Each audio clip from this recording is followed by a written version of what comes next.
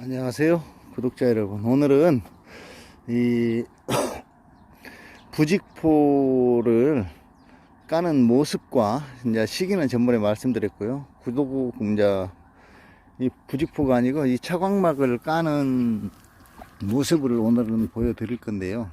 지금 풀이 이렇게 일정하게 잔디처럼 자랐습니다. 이 위에 차광막을 까는데요, 지금 이 정도였을 때 차광막을 까는 것이 맞습니다. 그리고 고추 추비에 대해서도 하나 말씀드리는데요, 올해는 날씨가 햇빛이 적게 났기 때문에 고추가 여느 해보다 키가 커질 겁니다. 키가 커지는 반면에 영양이 부족하게 될 겁니다.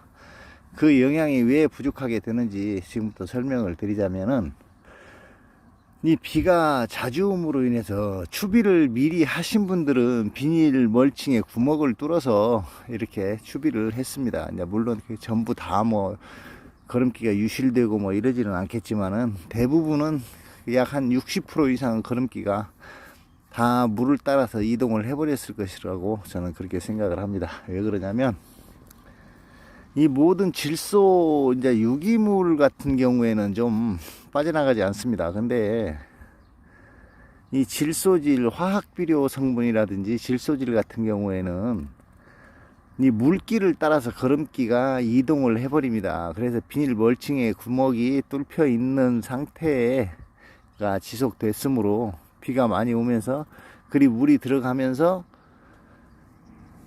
질소질, 거름기가 다 빠져서 나갔으리라 하는 것이 제 생각입니다. 왜 그러냐면, 이 비닐 멀칭 안에 여기 밑에 구멍을 뚫으면 이 안에 물기로 인해서 물이 빠져나가면서 거름기까지 다 빨고 나갔을 것이라는 얘기입니다. 그렇지만 지금 현재 그 구멍을 뚫지 않았어도 이 안에 비가 와서 흙이 예전처럼 건조된 상태가 아니고 아주 축축하게 젖어 있는 그런 상태입니다. 이런 상태에다가 뚫고 비료를 줬다 하면은, 잘못하면 역현상이 많이 생깁니다. 그 이유 중 뭔고 하면, 질소질이 물기를 따라서 가면서 한쪽으로 몰리게 됩니다. 몰리게 되면 이제 뿌리 활착은 다 되지도 않은 상태에서 거름을 주게 되면, 거름이 밑으로 따라가다 어느 한쪽에 몰려 있게 되면 그 거름으로 인해서 득보다는 실이 아마 더 많지 않겠나, 이런 생각이 듭니다. 그래서 이 거름을 미리 주신 분들 뭐 어쩔 수 없겠지만은, 이제 날씨가 이 이상 비가 안 와준다면은 그래도 피해가 없을 걸로 생각이 되지만, 비가 이런 식의 자주 오게 된다면 이제 많은 뿌리 쪽으로 스미는 영양이라든지 뿌리 쪽으로 인해서 생길 수 있는 병을 많이 대처를 해야 되는데, 그 병에 대해서 대처를 하려면 뿌리 쪽에다가 이제 직접 썩지 않는 약을 해야 되는데, 무슨 약을 해야 될까? 근데 뿌리 속으로는 이미 다 약이 어떻게 넣을 수 있는 방법이 없지 않습니까? 이제 그래서 그 약을 주는 방법도 제가 얘기를 해드리겠습니다. 어쨌든 오늘은 이렇게 차광막을 설치를 하는 날입니다. 그리고 조금 있어서 이제 땅 뿌리 밑에 할 수 있는 약을 어떤 식으로 하는지 제가 보여드리도록 하겠습니다. 제가 탄저병을 예방하는 차원에서 하는 약을 말씀드리겠습니다. 탄저병 예방도 하지만 치료도 합니다. 치료도 하는데, 이제 제가 쓰는 약하고 이제 여러분들이 쓰는 약하고 다를 수가 있습니다. 다를 수가 있는데, 저는 지금 쓰고 있는 이 약을 갖다가 한 12년 정도를 계속 지속적으로 쓰고 있습니다. 그래서 이 델랑이라는 약인데요, 이게 저 같은 경우에는 농약을 살적에 대량으로 구매를 합니다.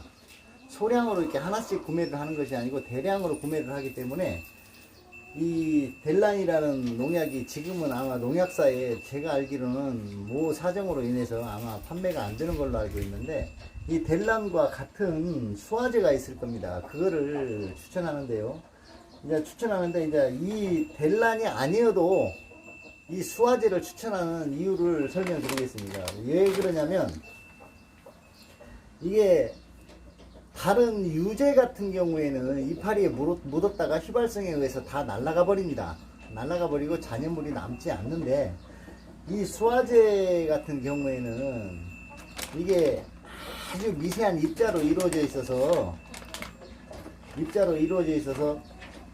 이게 날아가지 않고 이파리에 붙어 있습니다. 이파리에 붙어 있으면은 이 살균제가 역시 마찬가지로 진딧물도 죽입니다. 진딧물도 죽이고 총체벌레도 죽이고, 벌레란 벌레는 하여튼 농약에 붙으면은 모든 벌레는 다 죽습니다. 근데 주 키포인트는 살충제와 살균제의 어떤 그 특성이 다르고 그렇기 때문에 그러는데, 이제 이거와 같이 혼합을 살충제 따로 살균제 따로 이렇게 칠하라는데, 저는 그거 역시 크게 동의하지 않습니다. 저는 제가 쓴 거에 대해서, 지금 쓰고 있는 거에 대해서 각기 10년 이상을 계속 써왔고, 지금 현재 쓴 거에 대해서 효과를 받고, 작년 같은 경우에 그렇게 탄저가 많이 왔는데도 저 같은 경우에 탄저병이 없었습니다. 그리고 저하고 같이 농사를 지신 분 역시 탄저병이 없었다고 말씀을 하시고 감사의 글도 많이 올려주시고 했는데, 올 들어서 탄저병 저 같은 거 예방 차원에서 약을 한번 했는데 이제 두 번째가 되겠습니다. 두 번째가 되는데, 이 델란 같은 경우 이게 수화제입니다. 이제 근데 꼭 델란이 아니어도 수화제를 칠하고 추천하는 이유는 그 앞에 말씀드린 대로입니다. 그래서 이 같은 경우에는 500g인데요. 저는 오늘 농약할 게 한 200리터 정도 합니다. 200리터면 이게 500리터용인데, 이거 같으면은 그 200, 이게 한 말에 20ml니까 20g이니까 이게 한 200g 정도 들어가면 됩니다. 근데 200g보다는 조금 더 탈 겁니다. 그래서 지금부터 이 약 양을 정하는데 아주 조심스럽습니다. 사실은. 그렇기 때문에 정석적으로 약을 정량을 타서 자주, 그 시기를 놓치지 않고 자주 하기를 추천드립니다. 지금 현재 500g이 조금 넘는데요. 여기에서 그럼 제가 약 200g 조금 상회하게 넣겠습니다. 약 260g 정도 들어갔는데요.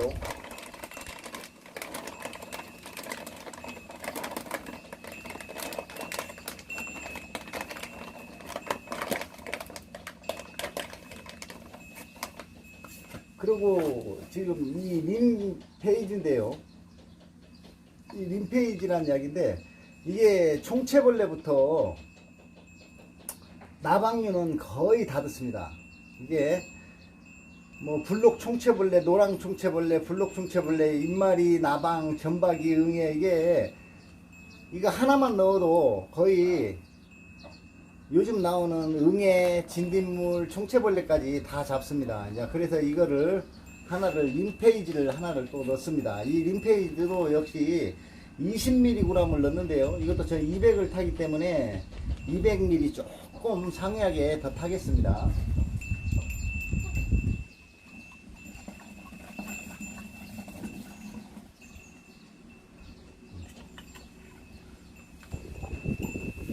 그리고 이 데스 플러스인데요. 요 놈은 휘발성이 아주 강한 놈입니다. 아주 강한 놈이기에 이것도 이제 거의 이제 진딧물, 노랑 꼭지나방, 노린재, 감귤나방, 진딧물, 뭐 썩은 덩 노린재까지 전부 다 잡아지는 건데요. 저 역시 이 데스 플러스를 씁니다. 그리고 농약도 역시 마찬가지인데, 이 농약을 갖다가 무엇을 어떻게 혼용을 하느냐에 따라서 효과는 천차만별로 달라집니다. 각기 한 가지씩을 했을 때는 한 가지 효과밖에 보지 못하지만, 거기에 섞여가지고 휘발성을 유발을 한다든지 침투성을 더 강하게 한다든지 이런 정도는 많은 상식이 필요합니다.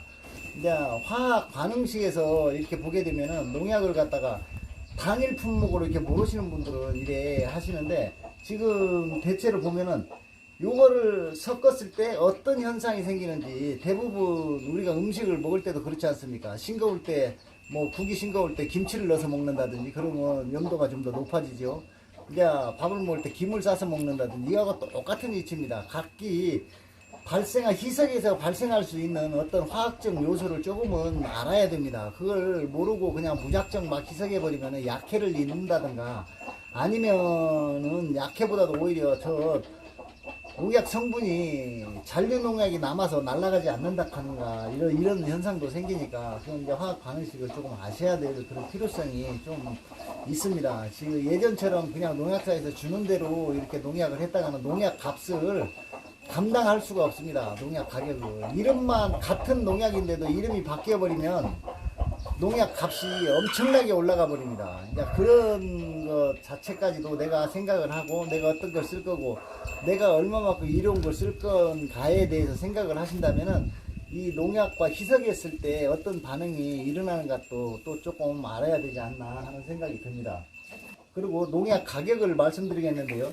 이 델란 같은 건 제가 살 적에 이게 16,000원 줬습니다. 그리고 이 림페이지 이거 역시 16,000원.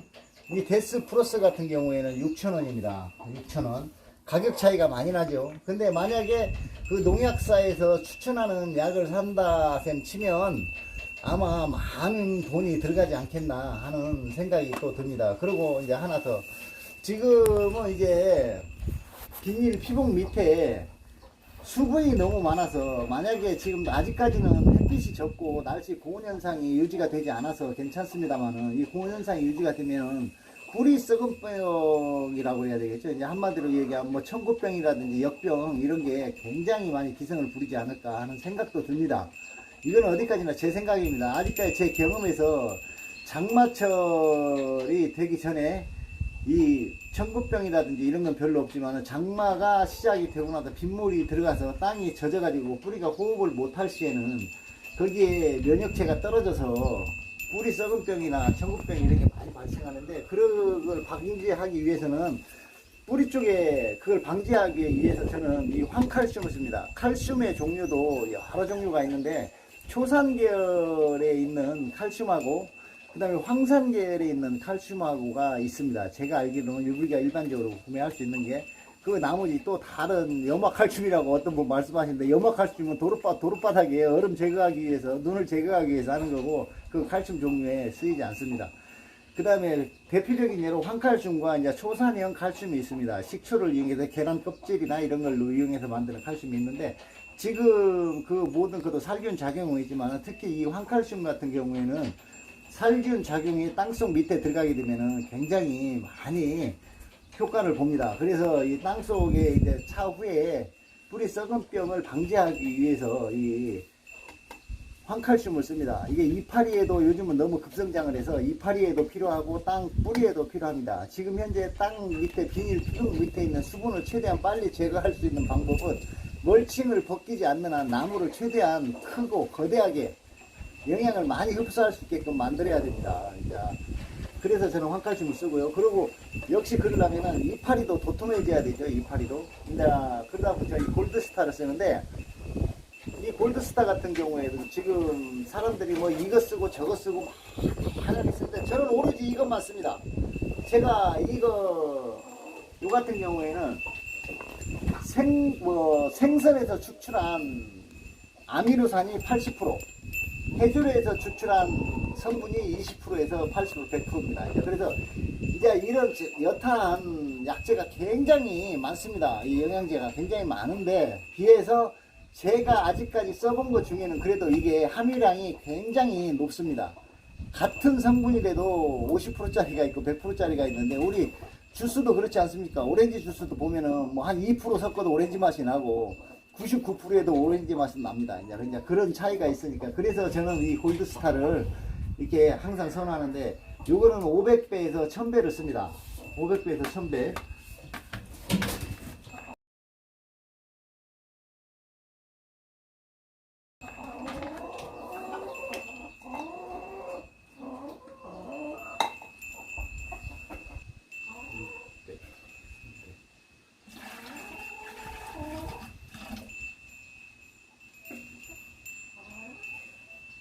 에이, 하나. 그리고 이 염노강이라는 이것도 비료의 일종인데요. 요 같은 경우에는 이제 갑자기 이제 황반병이라든지 이런 게 올 수가 있습니다. 황반이라든지 아니면은 마른병이라든지 뭐 이런 게 올 수가 있는데 이 역시도 이게 마그네슘 결핍이 되면 또 이런 현상이 많이 생깁니다. 이제 붕수가 부족하다 그러죠. 이제 그때 이제 이거 같은 경우에 마그네슘 같은 게 많이 들어가 있습니다. 채소류에서 이거 올 많이 쓰는 건 아닌데 한 번씩 써줌으로 인해서 굉장히 이로운 그런 약재입니다. 이게 부패병이라든지 이런 거를 많이 방지해 주는데, 요거하고 또 하나가 있는데 이 뷰티깔이라는 겁니다. 이게 뷰티깔이라는 것도 있는데, 이거는 굉장히 이거 똑같은 약이라고 생각해요. 이거하고는 많이 다릅니다. 같은 염료가 이건 열과 방지, 조기낙과 방지, 부패병이라고 그랬는데, 이 곰팡이류를 잡습니다. 이게 탄저에도 효과가 굉장히 좋습니다. 탄저병에도. 근데 가격 때문에 좀 문제가 있는데, 이게 수용성 석회라고 생각하시면 됩니다. 석회. 뿌릴 수 있는 석회. 그리고 이거는 초산 계열입니다. 그러니까 제가 쓰는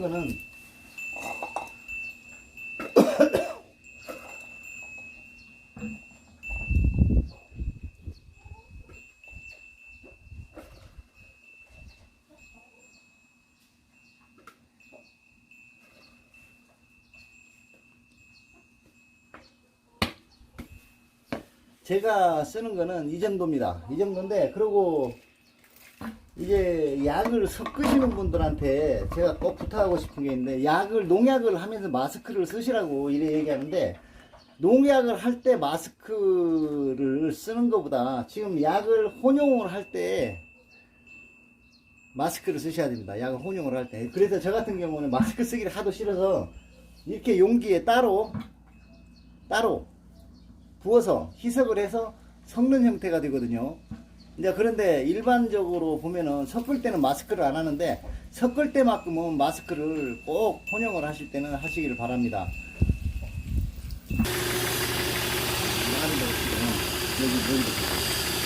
그리고 이 약을 섞으실 때 대부분은 그냥 섞고 그냥 마는데요. 제가 꼭 추천드리는 것이, 약을 오래도록 장기간 최소 3분 내지는 5분 정도는 약을 희석을 해주라는 얘기입니다. 우리가 보기에 물과 기름이 안 섞인다고 하지 않습니까? 물과 기름도 전기분해를 하면 섞입니다. 그리고 전기분해가 아니어도 일정 이상의 압력이라든지 회전치를 강하게 되면 섞입니다. 이게 농약도 역시 마찬가지입니다.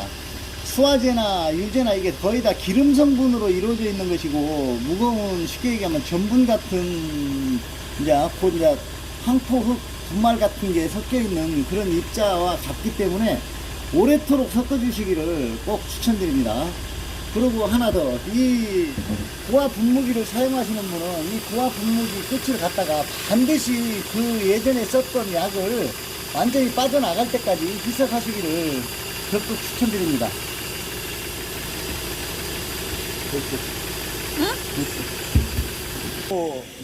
이제 그러고 이제 노지에 이제 관수 시설이 안 돼 있는 분들은 뿌리 쪽에 농약을 침투시키기가 굉장히 힘듭니다. 이제 뿌리 쪽에 어떤 영양제라든지 내지는 어떤 썩은병 방지, 상이라든지 땅 뿌리까지 들어가게 하려면은 참 그 고생합니다. 근데 지금 제가 예전에 쓰던 건데요. 이게 보면 이렇게 아주 고압으로 나갑니다. 이게 요거를 땅 밑에 찔러 넣어서 그냥 해주면 됩니다. 이렇게 이러면 이게 땅 밑에 들어가는 순간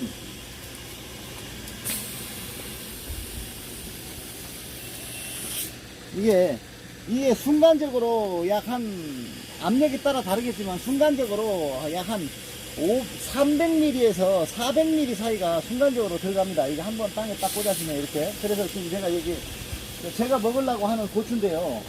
이거를 땅을 꽂아서 틀어주시면 됩니다. 이러면 땅 밑에까지